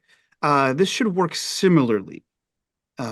If it'll get you to what you need to do.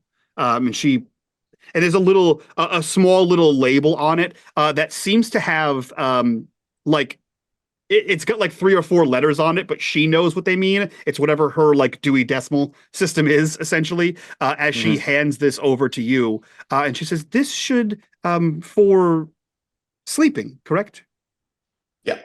She hands a vial over to you. It is a sleeping draught, as she would call it. It'll get you there. It's not as strong as barbitol, and it's not as manufactured as barbitol. But it is an acid-based medicinal sodium salt there. So it'll get you where you need to go. She presents you with that, and she says, "Is there anything else you need?" Yeah, well, might be a bit of a stretch. Don't know if it's something that you can make here. If it's something that was recently I've had made back up north. Do you have any colloidal silver? Well, we have silver. Not like silver the metal, colloidal silver. It is pass a small electrical current through.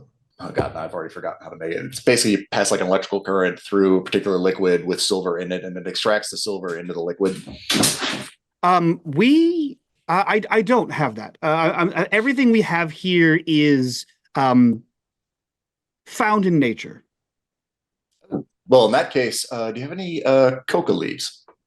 Oh yes, we have plenty of that. And she pulls out a piece of parchment. She pulls out a piece of parchment. How large of a supply would you like? We have them in small bundles, and she shows you this like almost like a package, like a parcel you get in the mail. And there are like imagine if you've seen a smudge stick before of cocaine. Imagine it instead of sage, it's like a bundle, like a 1 inch knot of coca leaf. We We'll take two or have them three of in. those then. We'll take Great. 10 And she- keys. just a little bump here and there to get you by. She begins to portion those out for you as well. These are incredibly unrefined compared to modern day cocaine, so it's it's not like buying a key of cocaine. But it could be. But comedically, it sure is. Yeah. So those of you not purchasing.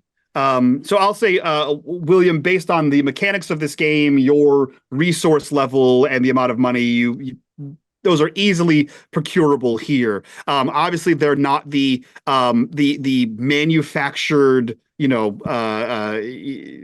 not really an FDA here, but like FDA approved. These are like.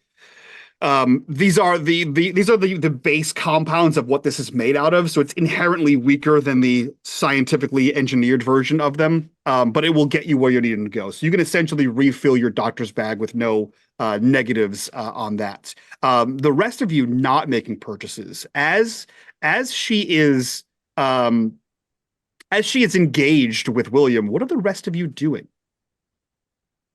Signy is taking a walkabout around the shop. Are we the only patrons in here? Currently. Perfect. So there's lots of like herbs and jars with stuff in it. Is there anything regarding books or yeah, I'm gonna start with books for now. Are you looking for a book in particular, or just a stack of books? Well, first, I'm assuming she does have a book section. Yes, Correct, she yeah. does have a. Well, she has a. She said everything is for sale in some way here.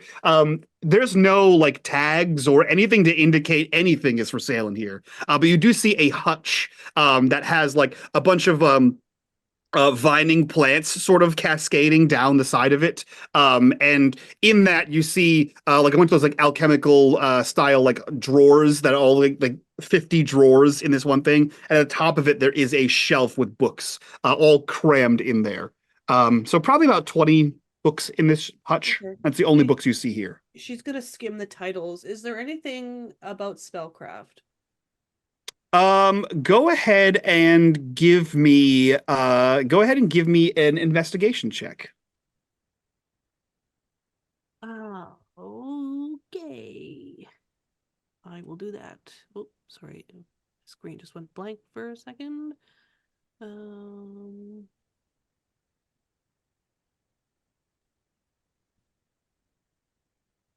I can ignore my conditions for that. Oh, ignore conditions. Yes.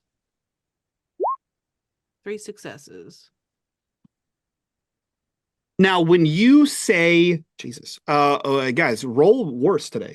When you say magic, what are you looking for? What is Signy's definition of this? She's going back to her theory that the murders are sacrifices. So she's looking for some kind of witchy woo-woo book about a book of spells, essentially. Not that she's looking to like how to sacrifice people, blah blah blah. But basically something that someone who studies witchcraft could use.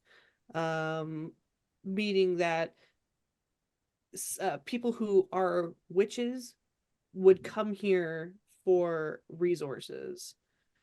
Specifically anything revolving the symbol of the spirit Mercury, if that symbol jumps out at her at all.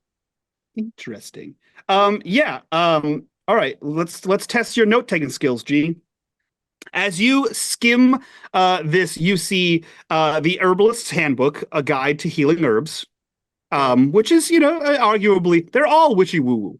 Roots of Wisdom, Ancient Remedies Revisited, Elixirs of Earth, Potions for Every Ailment, Witchcraft and Wellness, Balancing Body and Spirit, The Enchanted Garden, Cultivating Magic Herbs, Brews and Botany, An Alchemist's Guide to Medicinal Plants, Mystic Mycology, The Healing Power of Fungi, Sacred Seeds, The Lore of Plants and Magic and Medicine, Flora of the Spirit World, A Medium's Guide to Botanicals, The Green Witch's Grimoire, Secrets of a Natural Witch, Divine Divination, Using Nature's Gifts, Alchemy of Aromatherapy, Essential Oils for Healing, Crystal Healing, The Earth's Gemstones and Their Powers, The Veiled Virtues of Plants, Unveiling Herbal Mysteries, Moonlight and Moss, Nighttime in the Magical Garden, which seems both a botanist guide, but also a novel.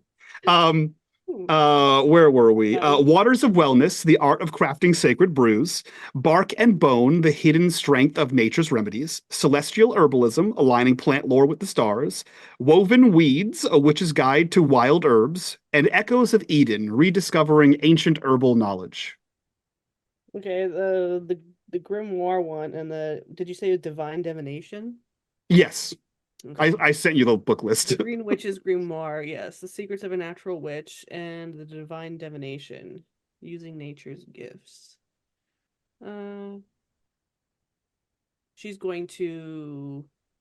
She'll take those two out and open them up and flip.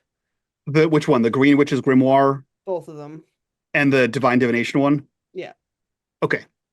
Is there like an index? No. Okay. There's absolutely not an index. Unfortunately, not that kind of book. Yeah, that's fine. What are you looking for in here? I'm not gonna have you re-roll. You already rolled a massive amount of successes there. She's looking for Spirit Mercury, anything to do with hearts, and anything,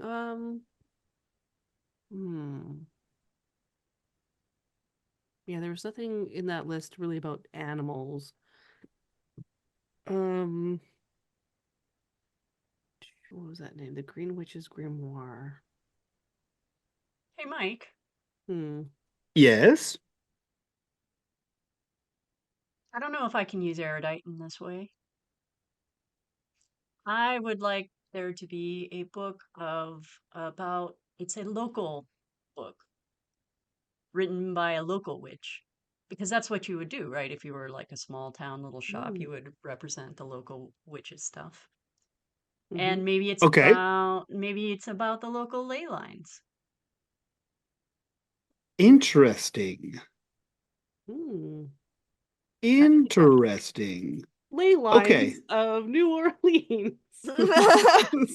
No, I was kind of hoping it would just be that there was some in the pile of books would be a romance novel like Love in the Time of Witchcraft or something like that. But it's called laying with the ley lines. Laying with I just think it would be interesting if we found a book by a local author witch in particular. Okay.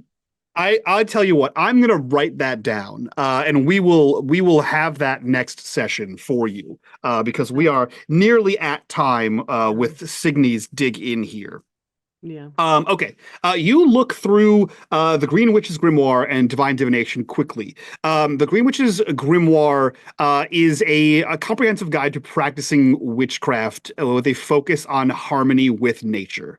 It includes the creation of potions, growing and harvesting medicinal and ritual herbs, and conducting. Sorry, she puts it back. Let me finish here. Okay, with your three successes, you flip through. Jesus Christ. You flip through, and the book does mention Spirit Mercury, you sassy. Oh. For fuck's sake. Wow, why didn't you just start with that? You wanted to know what the book was about, damn it. I'm just joshing It you. talks about spirit mercury in the context of alchemical transformations and spirit alchemy. It describes spirit mercury as a metaphysical concept used to denote the essence of life and magical potency, vital for transmuting spiritual intentions into physical realities. So essentially, manifesting, but in a physical, like manifesting things into physical being. Mhm. In D&D terms, we'd call that summoning, or transmutation, in alchemy. So taking Um, taking something and converting it into something else, or creating something out of nothing. yes, that is correct. The specific section you find details how Spirit Mercury can be invoked during rituals to enhance the witch's connection to the natural world, offering a method to refine and focus the magical energies extracted from natural materials, thus making whatever green witchcraft you're doing in the natural world stronger. Mm-hmm. Okay. Okay.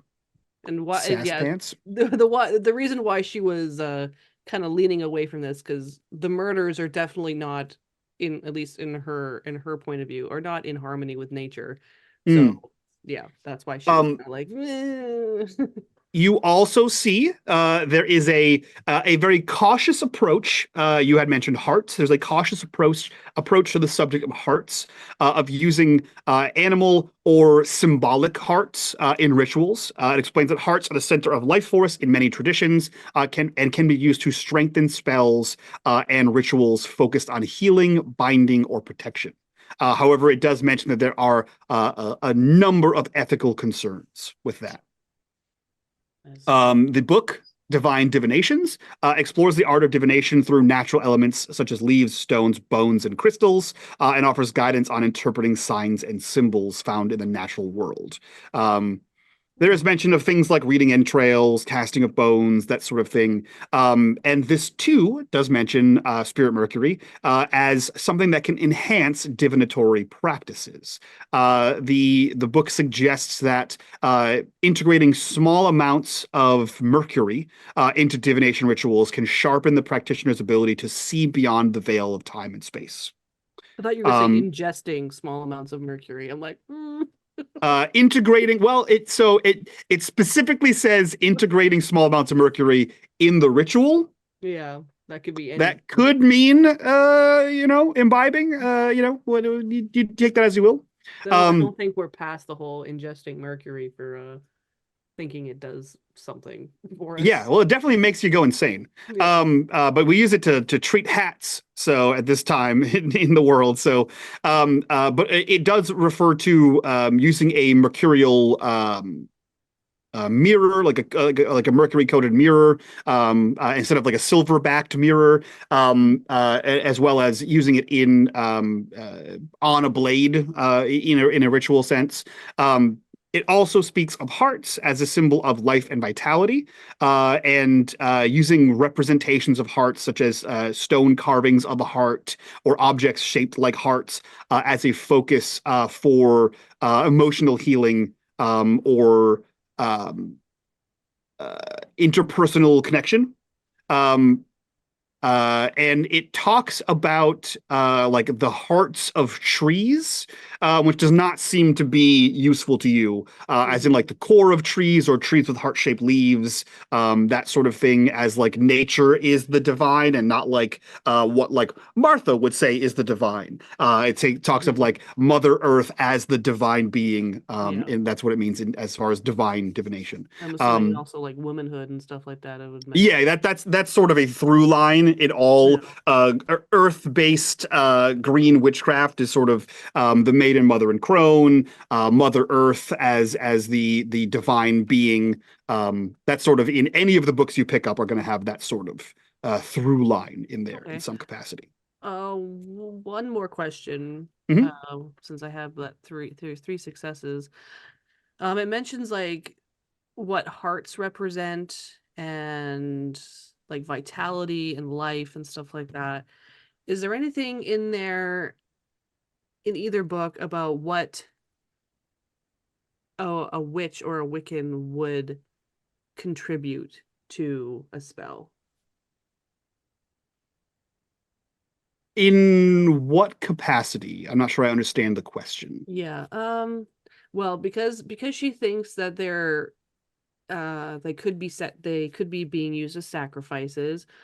Obviously the books aren't going to talk about if you kill a witch and add her essence to your Oh. spell, this is what the benefits are going to be. But does it talk about in more broader sense this like the spirit or the essence of the witch and how that can contribute to the effectiveness of a spell?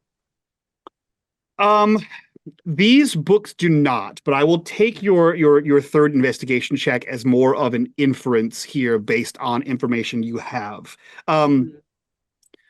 It does talk about the hearts symbolizing the first book, the Green Witch's Grimoire.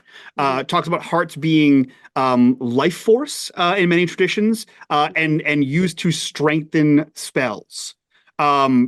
You've also it also talks about the different uses of like different animals that you're trying to use for certain things, and certain animals can be more powerful than other animals. And then based on the information that Alec had found about werewolves, there is in certain faiths and beliefs there is a discussion about the consumption of hearts, adding to the power of the beast, increasing their strength overall. So something to do with their hearts being removed as part of the ritual in either increased life force, increased strength. It seems to be your best guess is that they're using the heart as a part of the ritual to do something that increases either life force or strength or some part of being. In fact, with three investigation, I will say this: your brain starts clicking into places, and it's strange places you haven't had to go before, and you land with all that information at increase of power. You think the hearts may be used to increase the power of something, whether that is a spell, person, a place, a noun. But the hearts are being consumed. I'll put that term loosely to increase the power of something.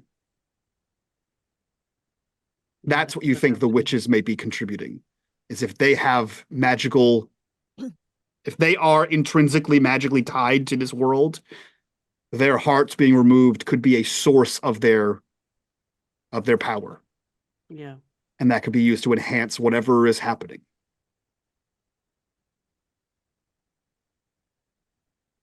Yeah, sorry. I've totally like switched my brain around with the bodies. I thought the werewolves were the ones getting their hearts ripped out and the witches were the ones being stabbed. No, the more accurate would be the werewolves are ripping hearts out like werewolves are wont to do, and the witches are stabbing their victims with a blade. So the ones killed in a ritual way are most likely werewolves being killed, and the ones with their chests ripped open, animal attacks, are most likely werewolves killing witches. So they're either being marked with a silver symbol and then a normal knife, or maybe it's a silver knife. Something like that would be, I don't know. Yeah, theory, or anyone with that mark on it, the weapon counts as silver or something like that. Yeah, right. Yeah, it makes them vulnerable in some way. Interesting. She's gonna purchase these 2 books. Okay. Again, same thing. Your amount of resources and monetary mechanics, you can easily purchase those 2 books. And we will sit as our final scene with Alec as you flip through a twine bound, as in the twine is like run through the pages of the book to bind it to this thing. A very handmade leatherback journal here, or book, or what have you. It looks to be hand penned, and the first page inside of it is signed in like a signature, Seraphina Dubois.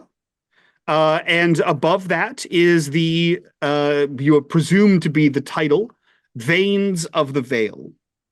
And this does speak of ley lines. And what we don't know what year it is exactly, but how far away from this present year was this book published?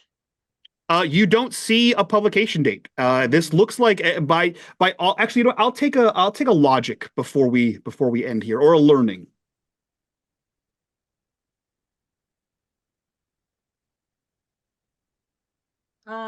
It's books. Yep. So I don't know. There's I don't know how many I get. 2 probably.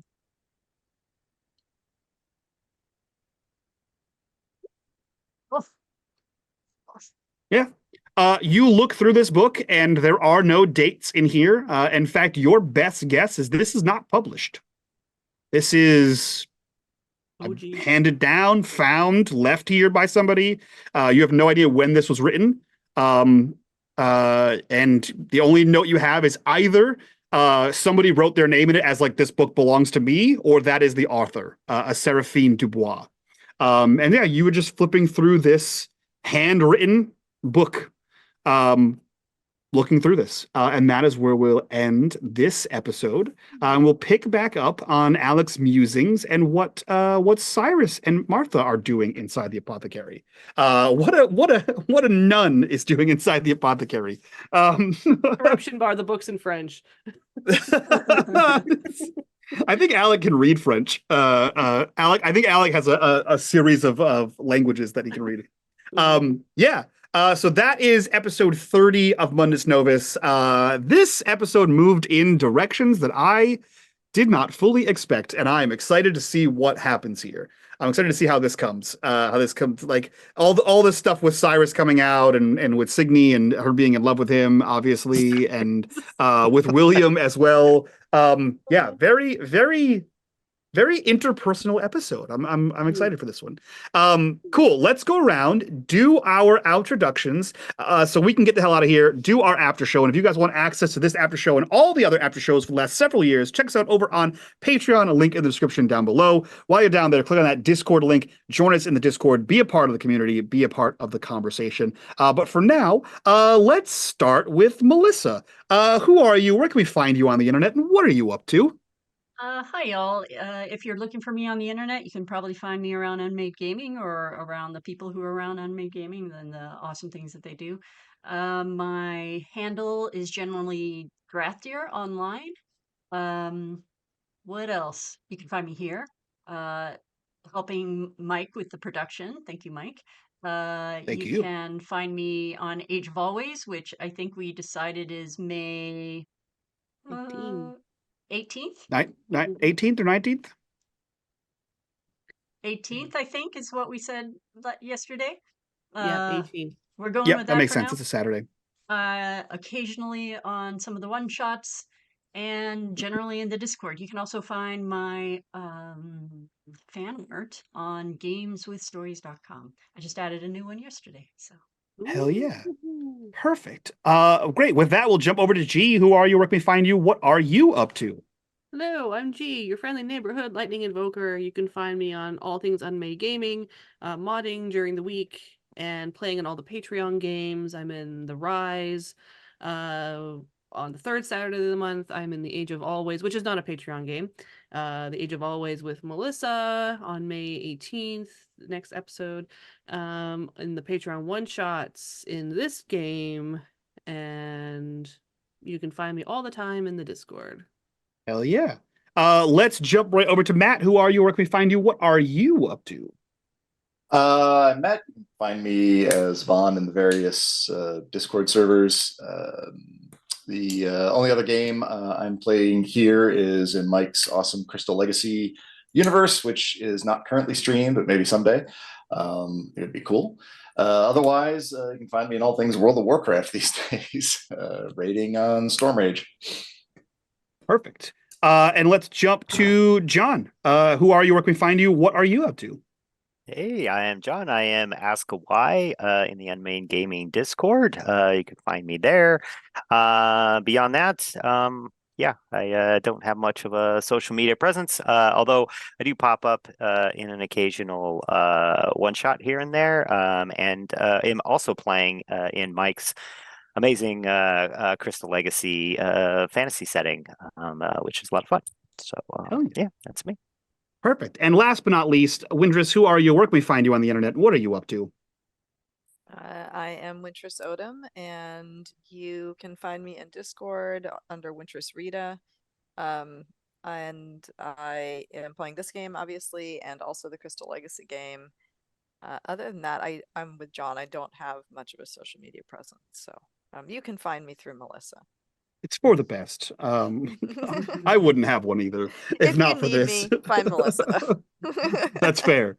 Perfect. With that, that concludes episode 30 of Mundus Novus. Again, if you like this, a reminder that the first 2 seasons of this were not streamed, but there are recap notes over on our wiki page. You can go check out and see all that fun stuff and get yourself caught up on this. And if you want access to this after show and all the other after shows, join us over on our Patreon. But for now, that's it from all of us to you. We will see you guys next time. Bye.